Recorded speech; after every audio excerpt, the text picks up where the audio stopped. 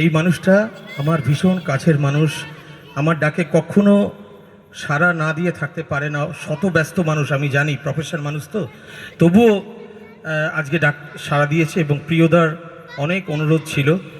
তো যাকে আমি দাদার হাতে মাইক্রোফোন তুলে দিচ্ছি, আর বাকি বেশ যতটুকু অনুষ্ঠান আছে আপনারা এইভাবেই থাকবেন, চলে যাবেন না, কারণ চলে গেলে আরও একটা বছর। আমি বারবার এই মঞ্চটা এখানে অনেকবার আমি মঞ্চ করেছি, তো সেটাই বলি যে আর একটুখানি কিছুটা সময় আমাদের দেবেন। দেখুন খুব সুন্দর একটা পরিবেশ তৈরি হয়েছে।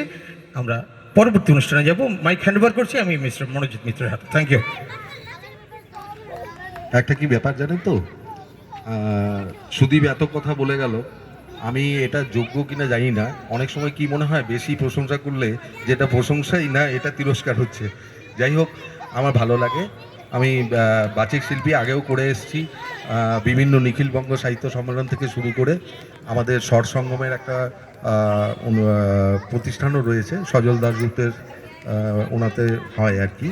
তো যাই হোক, এইগুলো ভালো লাগে, কিন্তু অনেক সময় পেরে ওঠা যায় না। হ্যাঁ, বুঝতেই তো পারছেন। অবন্তিকা, এসো।